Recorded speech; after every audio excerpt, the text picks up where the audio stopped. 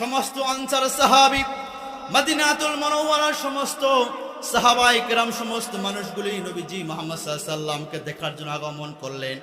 আর যার যেটা আছে হাদিয়া দেওয়ার জন্য সবাই লাইন হয়ে দাঁড়িয়ে আছে। নবীজি আসা মাত্র নবীজিকে হাদিয়া দিবেন সবাই। সাহাবায়ে কেরামরা আমার নবীজিকে কেউ বা মেসওয়াক হাদিয়া দিচ্ছেন, কেউ বা খেজুর হাদিয়া দিচ্ছেন, আবার কোন আনসার সাহাবারা খেজুরের বাগান নবীজিকে হাদিয়া দিচ্ছেন। আমার প্রিয় ভাইয়েরা, সবাই হাদিয়া দিচ্ছেন। হযরত আনাস রাদিয়াল্লাহু তাআলা আনহুর মা, তিনি ভাবতেছেন, হায় হায়, সবাই তো আমার নবীজিকে হাদিয়া দিচ্ছেন, আমি কি দিব? আমার তো কিচ্ছু নাই, আমার কোনো ঘর বাড়ি নাই, আমার কোনো থাকার জায়গা নাই, আমার কোনো দিরহাম নাই, দিনার নাই, কিচ্ছু না, আমি কি হাদিয়া দিব আমার নবীজিকে? হযরত আনাস রাদিয়াল্লাহু তাআলা আনহুর মা আল্লাহর নবী জনাবে মুহাম্মদুর রাসূলুল্লাহ সাল্লাল্লাহু আলাইহি ওয়াসাল্লামের সামনে আগমন করলেন।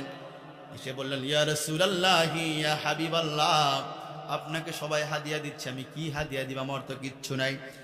ইয়া রাসূলুল্লাহ, ইয়া হাবিবাল্লাহ, আমার কিচ্ছু নাই, শুধুমাত্র আমার কাছে একটি সম্পদ আছে, আমার এই কলিজার টুকরা আনাস আছে, এই আনাসকে আমি আপনার জন্য নিয়ে এসেছি ইয়া রাসূলুল্লাহ, এই আনাসকে আমি আপনাকে হাদিয়া দিয়ে দিলাম। সুবহানাল্লাহ, আল্লাহু আকবার।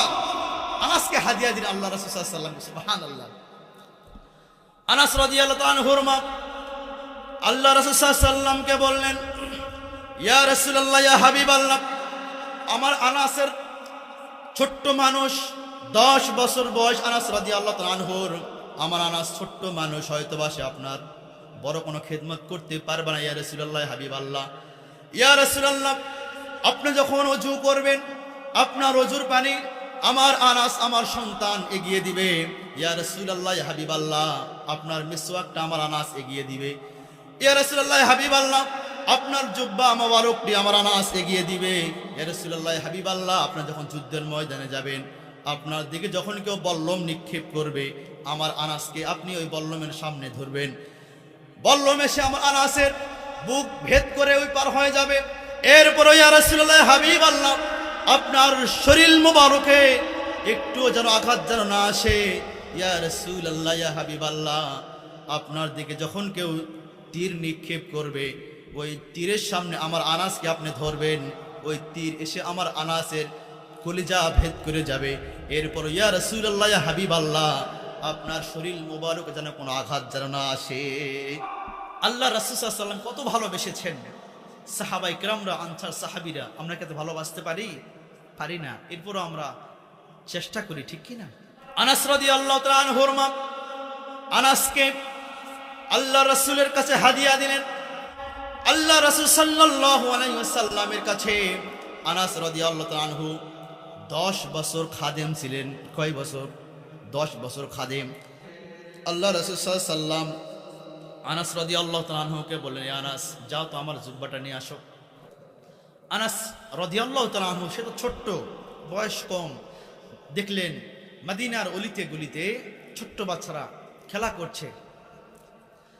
আনাস রাদিয়াল্লাহু তাআলা আনহু ছোট্ট বাচ্চাদের খেলা দেখে সেও খেলা দেখছে। সুবহানাল্লাহ। অনেক সময় অতিক্রম হয়ে গেল। আল্লাহ রাসূল সাল্লাল্লাহু আলাইহি সাল্লাম ভাবতেছেন, আনাস এখনো আসে না কেন? আল্লাহ রাসূল ভাবলেন, হয়তো আনাস ভুলে গিয়েছে। আমার নবীজি কি করলেন? হুজরা থেকে বের হলেন জুব্বা নেওয়ার জন্য। জনাবে মুহাম্মদুর রাসূলুল্লাহ সাল্লাল্লাহু আলাইহি ওয়াসাল্লাম যখন বের হলেন, কিছুক্ষণ অতিক্রম করার পর দেখতে পেলেন আনাস রাদিয়াল্লাহু তাআলা আনহু মদিনা মুনাওয়ারা ছোট্ট বাচ্চারা খেলাধুলা করতেছে, দেখতেছে। আমার নবীজি আনাস রাদিয়াল্লাহু তাআলা আনহুর পাশেই দাঁড়িয়ে গেলেন। আল্লাহ রাসূল সাল্লাল্লাহু আলাইহি সাল্লাম কিছু বললেন না। যখনই আনাস রাদিয়াল্লাহু তাআলা আনহু যখনই আল্লাহ রাসূলকে দেখতে পেলেন, তখনই চমকে উঠলেন। সুবহানাল্লাহ। আনাস রাদিয়াল্লাহু তাআলা আনহু তার কিতাবের মধ্যে বলেছেন যে, যখনই আমি আল্লাহ রাসূলকে দেখেছি, তখনই আমি আমার ভিতরে এত আতঙ্ক শুরু হয়েছে, আমার কলিজা আর আমার বুকের ভিতর আর নাই, বের হয়ে গেছে একদম, খুব ভয় পাইছি আমি। আনাস রাদিয়াল্লাহু তাআলা আনহু তিনি বলেন, যখনই আমি আল্লাহ রাসূল সাল্লাল্লাহু আলাইহি সাল্লামকে দেখলাম, আমি খুব ভয় পেয়ে গেলাম। আর আল্লাহ রাসূল আমাকে দেখে একটি মুচকি হাসি দিলেন, তাবাসসুম হাসি দিলেন। সুবহানাল্লাহ।